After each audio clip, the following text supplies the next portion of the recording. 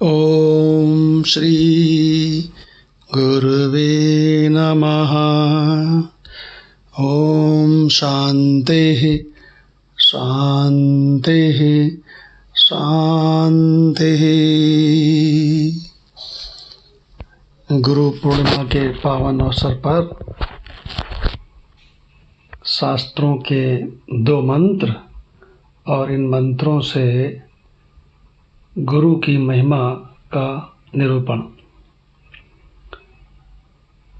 जब तक संपूर्ण रहस्य नहीं मालूम थे तब तक ऐसा लगता था कि जैसे इस शरीर के माता हैं, पिता हैं, टीचर हैं और समाज के बड़े बूढ़े हैं, पितामह हैं, बस वैसा ही गुरु भी होगा।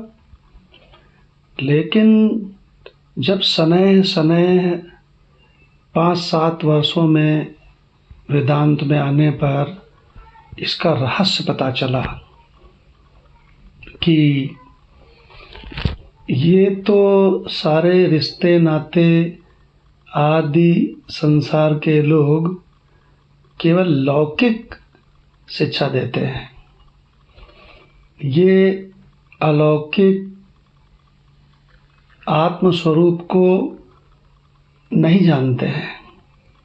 अलौकिक आत्म स्वरूप को जो कि हमेशा यहीं पर ज्यों का त्यों जगमगा रहा है, यही हमारे आपके शरीर में ज्यों का त्यों जगमगा रहा है।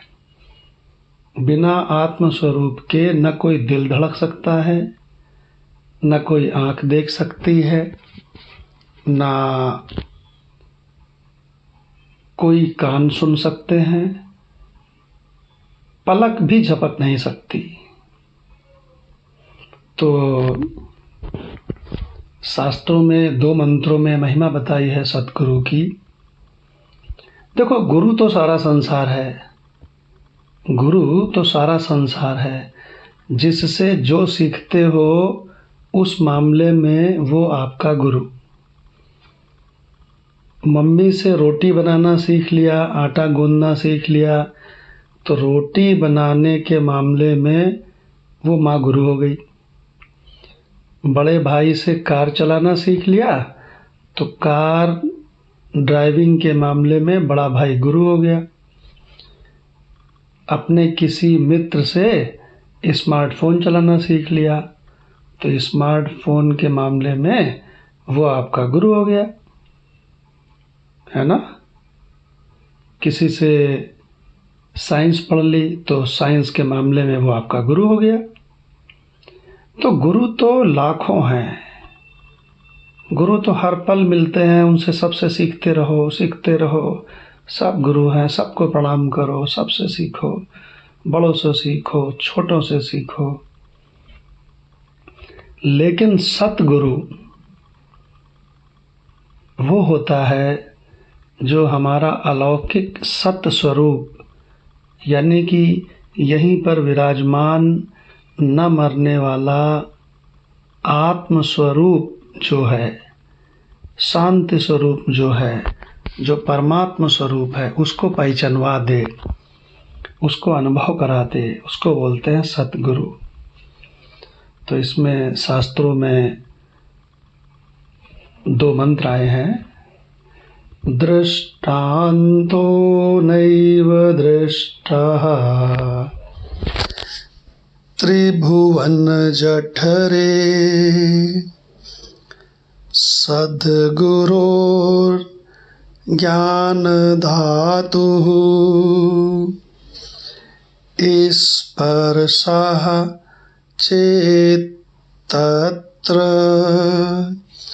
कलप्यः सनयति यदहो स्वहृतात्म श्मशारम्।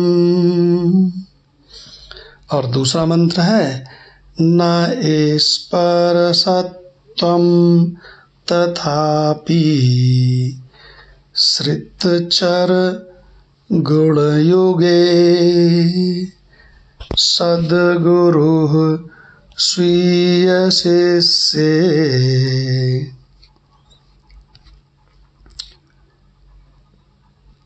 स्वीयं साम्यं विधते भवति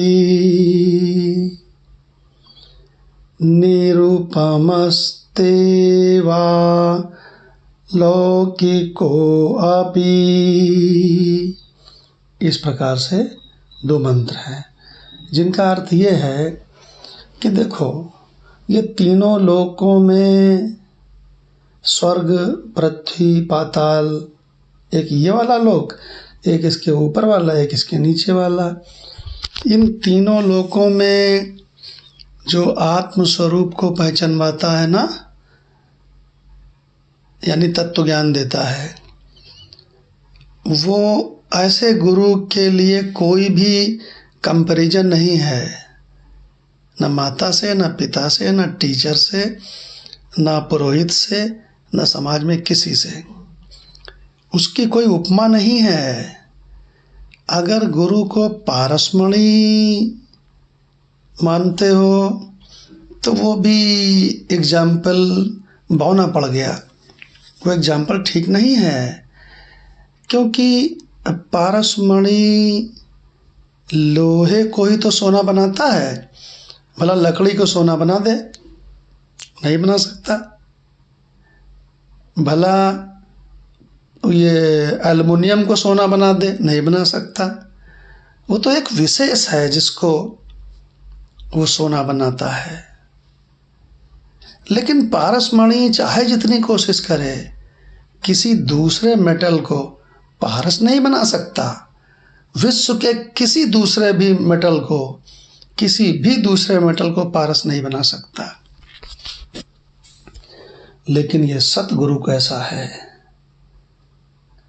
एक से एक जो अयोग्य हैं, मेरे जैसे अयोग्य को भी, जो शास्त्रों में भगवत गीता के श्लोक के नीचे का अर्थ पढ़ करके भी नहीं समझ पाता था, अत्यंत निकृष्ट अधिकारी को भी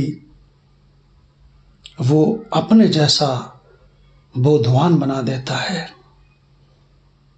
पारस दुनिया में किसी को भी पारस नहीं बना सकता, लेकिन सतगुरु एक निम्न कनिष्ठ अधिकारी को भी सतगुरु बना सकता है, क्योंकि स्वरूप पहचानवा देगा। और स्वरूप तो उसके पास, स्वरूप तो सबके पास है ही। परमात्मा तो सब में जगमगा ही रहा है, खाली पहचानवाना है। तो कहते हैं कि पारसमणि का भी एग्जाम्पल ठीक नहीं है, क्योंकि पारसमणि केवल लोहे को ही सोना बना सकता है, अपने जैसा नहीं बना सकता। सद्गुरु तो जो उसका आश्रय लेता है, उस शिष्य को अरे बिल्कुल सतगुरु बना देता है। हाँ, किसी को 6 वर्ष, किसी को 12 वर्ष, किसी को और भी ज़्यादा, किसी को 3 ही वर्ष। वो कितना ज़बरदस्त है शिष्य, उसकी श्रद्धा और विश्वास कितनी ज़बरदस्त है, इस पे डिपेंड करता है। तो इसलिए गुरु की उपमा इस संसार में किसी से नहीं दी जा सकती, वो अलौकिक है। इसमें मैं आपको एक 2 लाइन सुनाता हूँ कि ईश्वर और सतगुरु में बहुत अंतर हो। ईश्वर तो अपने अच्छे बुरे किए कर्मों का अच्छा बुरा फल देगा, बस। ईश्वर और सतगुरु में बहुत अंतर हो, ईश कर्म फल देते हैं, पर सतगुरु डारे धोय। वो तो उसको धो डालता है, अगला जन्म ही नहीं होता फिर। और रही बात सतगुरु की और पारस की, तो उसमें भी महापुरुषों ने कहा है कि पारस और सद्गुरु में बहुत अंतर ओ जान। वो लोहे को सोना करे। पारस किसी को पारस नहीं बना सकता। वो लोहे को सोना करे, पर वो करे आप समान। वो तो उसको सतगुरु ही बना देता है। तो आज गुरु पूर्णिमा के अवसर पर ये आप लोगों के चरणों में ये थोड़ा सा सतगुरु संबंधी थोड़ा सा सत्संग समर्पित है। ओम शांति शांति शांति।